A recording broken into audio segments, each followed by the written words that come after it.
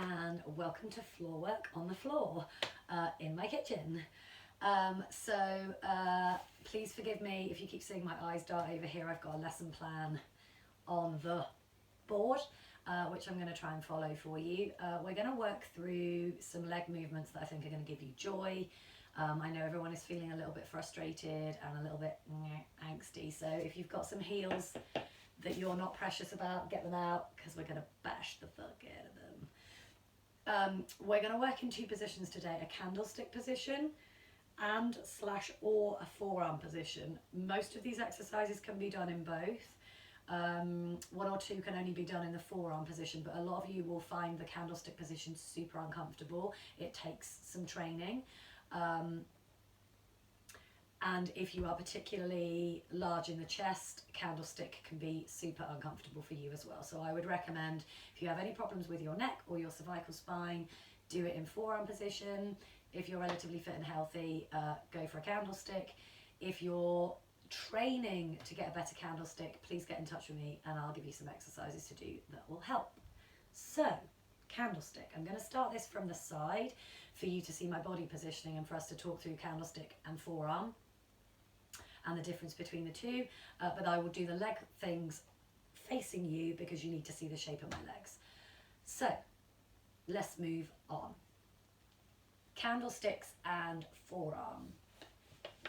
So a candlestick position is this.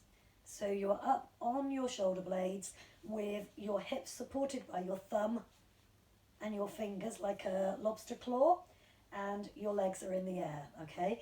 What this is really good for is things where we're going to be making shapes in the air, particularly if you want to do the overbang, because this is much easier if you're not uber flexible. Now, things about candlestick, robot voice. If at any point you start to hear yourself having robot voice, you have pushed too far up in the hip and you've rolled off of the center of your shoulder blades, which is not great. It'll be really awkward to breathe and it'll be super uncomfortable for you. So the easiest ways to get up are to use a little lift, like a reverse curl. You can bring your knees towards your face and push over as if you were going to do a plow for yoga. I push my thumbs forward and my fingers behind. And once I've got the weight in the heel of my hand, then I start to straighten my legs up and you can hear my voice is relatively normal.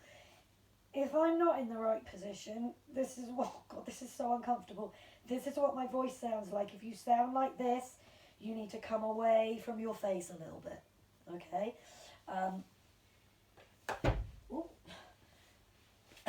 So I did this purposefully in a tight space because I know that lots of you will be working in a really tight space, so I thought it made sense for me to have the same kind of restrictions as you, and I think it will make us all a little bit more grateful for the luxury that we have of studio space when we can finally get back in it.